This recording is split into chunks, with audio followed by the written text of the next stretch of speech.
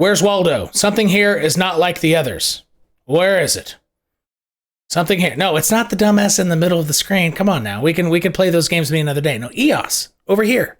Check this shit out. So they're having a rebranding. And for new viewers, I'm not a fundamentalist channel. I'm not going to do EOS news. I'm going to show you where price is most likely to turn around to help you with your crypto portfolio as much as possible, because the anatomy of what's happening is honestly really simple. And there are very few options for price to go. And I'm going to show you how easy it is. And you can apply this to the way crypto moves in other assets as well. But what you're seeing right now is it sticks out like a sore thumb. But when everything's going up, it moves the same anyway, because this is retail buying it as opposed to algos that essentially dictate Bitcoin and Ethereum price movement. This is mass psychology movement. And I'm about ready to show you how it's going to go down literally in both meanings. So, are you ready? Let's go get some EOS.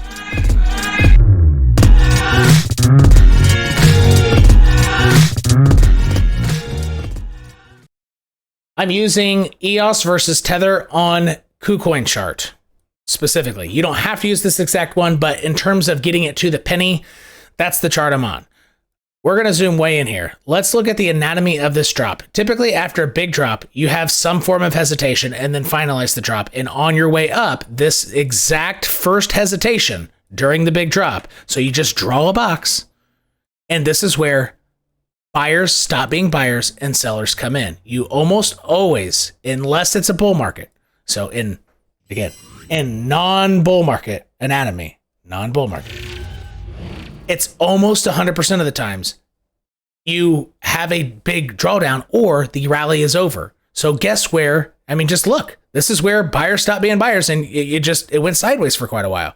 And then the announcement of rebranding happened and it busted through, but nothing else did. So Bitcoin, relative to this structure here is equivalent to 28K Bitcoin and 31K Bitcoin. So EOS's run up was pretty damn healthy. Ethereum's run up structurally, so per this structure, only went up to here. BNB went a little higher like this. It did a failure pattern above this, and Ethereum essentially got a straight up rejection, similar to this actually. This and Ethereum is pretty similar structurally. But Ethereum's was a little hotter on a percentage basis because Ethereum's drop was a little bigger from a percentage and structural standpoint.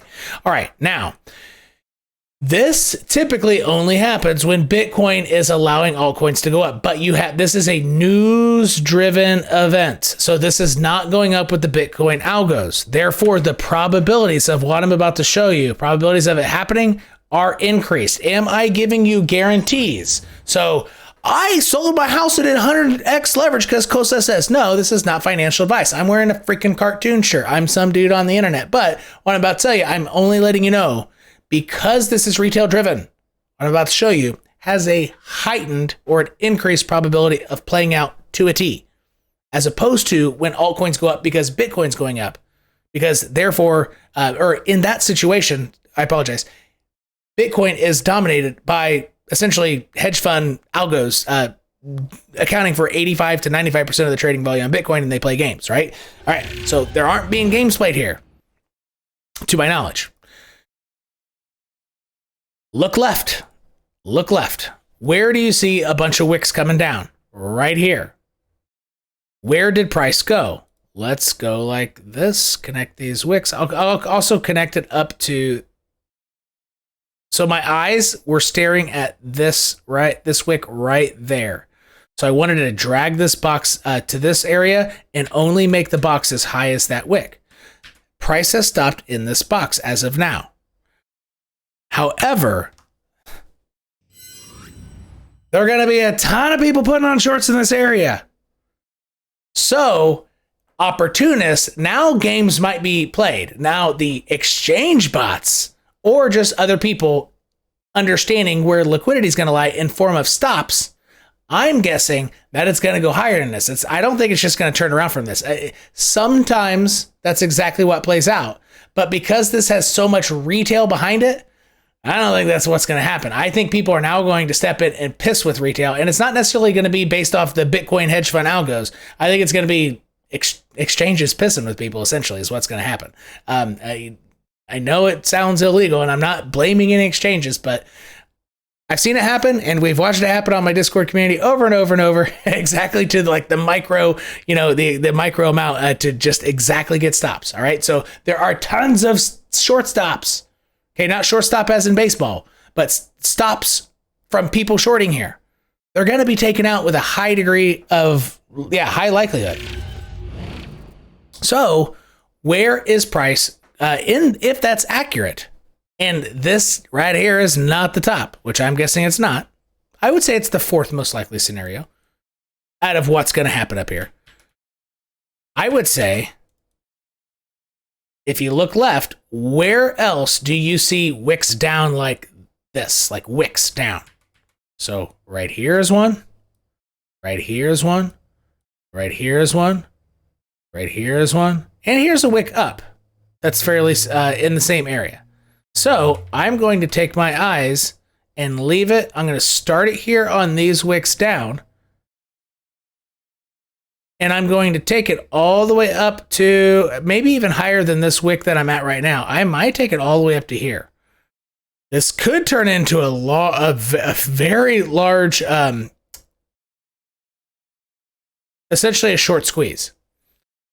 And a short squeeze, and I just saw this freaking happen on Atom, and it got me by 1%, and it would have been my biggest play in months. And it was, I didn't plan this quite, and I was, I thought I was planning where the stop liquidity was, but it went up one stop liquidity higher. But a lot of my community actually got it, and they're still in a massive short. I think it was from Atom. All right, so the highest I could see this going is liquidity is grabbed above this point here, and it just barely squeaks above. I'm not guaranteeing this is where it's going, but I feel that this is the highest it would go, just a smidge over this, somewhere close to 228. That's the highest. However, because you have a lot of wicks here, and this is where sellers step in, this one really could get it. This one right here has a pretty high probability of getting priced correctly, but because people will hide their stops above there, price likely wouldn't stop exactly on it, but rather it's going to want to swipe above it and go to something more like 213. Also, a lot of people are going to hide their stops just over this. This is where a lot of times sellers will come in here, right? It's just a question of when do sellers overpower all this retail stuff, right? Essentially, in conjunction with when do those sellers overpower the wish to take out liquidity in form of stops? It's that. So you got like a tri-battle. You have, it's the battle of three armies, essentially. So it's going to be, but there are limited possibilities of what's going to happen. Battle of three armies. You have these retail folks buying this who don't know what they're doing. Whoever's still buying this is silly, in my opinion. All right, so you have retail people who don't know what the hell they're doing buying this. You have other bots buying it because their triggers were, their thresholds were triggered. So you have people who have programmed bots, retail bots. And then you might have, other people coming into EOS from traditional markets, putting in a little bit of money to make some weird shit happen, but I don't think that is the case. I think it's mostly retail and retail bot driven, okay?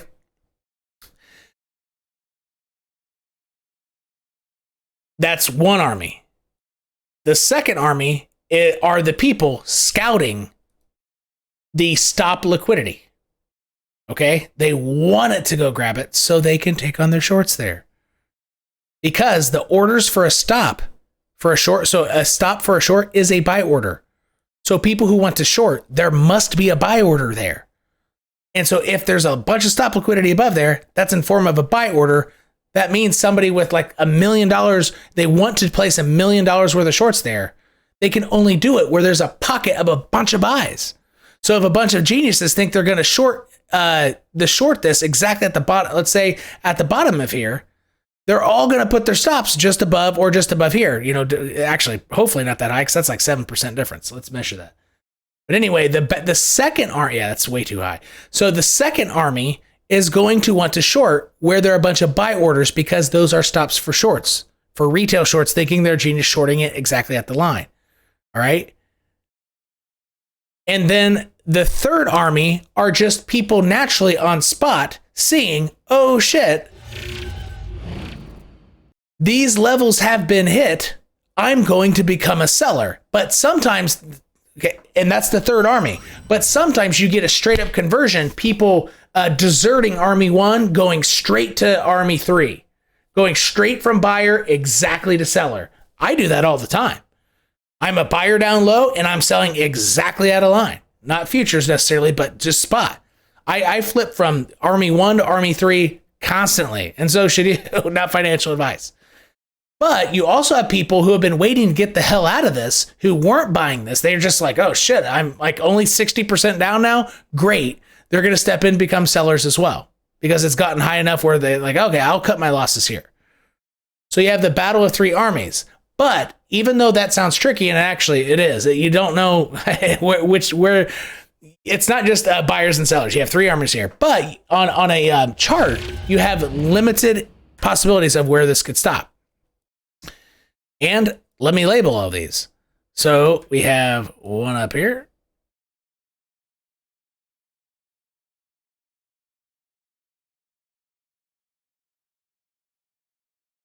And it is possible that this is all it gets, but I think this is the least likely. So now would be the 4th option. Yeah, so 4th most likely.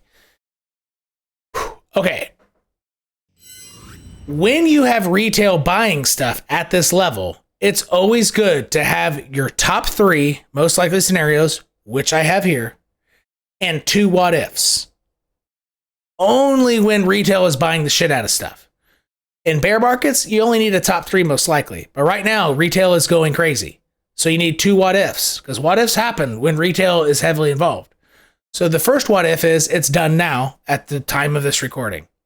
The second what if, per my Bitcoin and Ethereum videos, and if you haven't been watching them as a new viewer, you really should. And I'll link you to it at the end. Like, what is about to happen is going to be freaking monumental. And I hopefully show it on video in a compelling way. Actually, I'm on the wrong chart. S&P 500. A second what if is that all of those are wrong, and the retail, so this is the S&P 500 chart. What's getting ready to happen with an extremely high likelihood is that the daily 89 on the S&P 500 and NASDAQ charts, it's going to hit. It's only another 1.25% down. It's not very far. But if the retail buyers continue buying long enough for this to happen, and then it starts bouncing and Bitcoin starts bouncing too, while EOS is still strong, it's going to go higher than all that. So if you're playing EOS, you have to keep an eye on this daily 89. And once it's hit, are the buyers gone on EOS, or are they still there? Because if they're still there, then it's just going to go up in general, because Bitcoin's getting ready to go up. And it could go a lot higher. So the 5th most likely, or my second what if, I gave you my 3 most probable, this is the second what if, is what if buyers are strong even as traditional markets start bouncing off this, then Bitcoin and Ethereum bounce. Honestly, I don't want to make a guess. It's just going to blast through all that.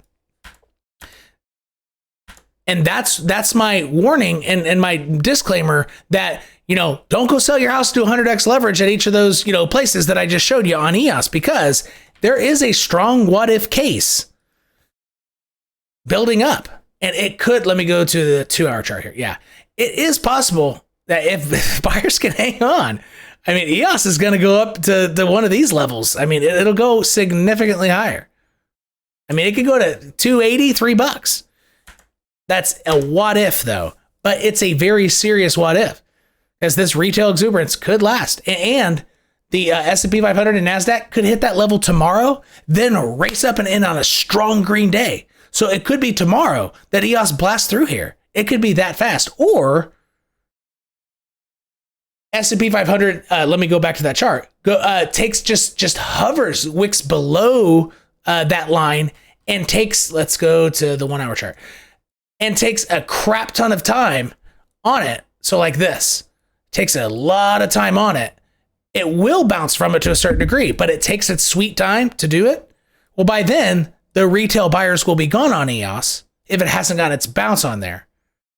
And then one of those top 3 are very most likely going to play out, even if EOS hasn't fallen by the time this is hit. but it is possible. It's hit, and you look at EOS, and it's still good, and this has been hit, but it's another possibility that it just goes sideways.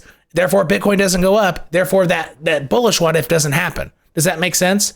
So it's not just the case of, hey, this hit, and if EOS is still strong, therefore, Cosasverdes said $2.80. No. It could chop sideways in here for a week. It could take a while. And therefore, the buyers of buying the news and the rumor or whatever, they'll be gone by that point.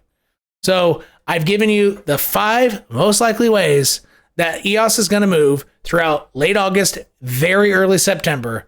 I really hope this was helpful, but what's going to be even more helpful, especially for new viewers who don't follow me very much, watch these, just put in your due diligence. This could drastically change what's about ready to happen to your crypto portfolio over the next 3 months. Something big is brewing, and I break it down in these 2 videos. I stress that you watch them. If you don't want to spend the time to do it, put it on 1.5 speed, listen to it as you're cleaning dishes, just freaking listen to these videos or watch them, even better.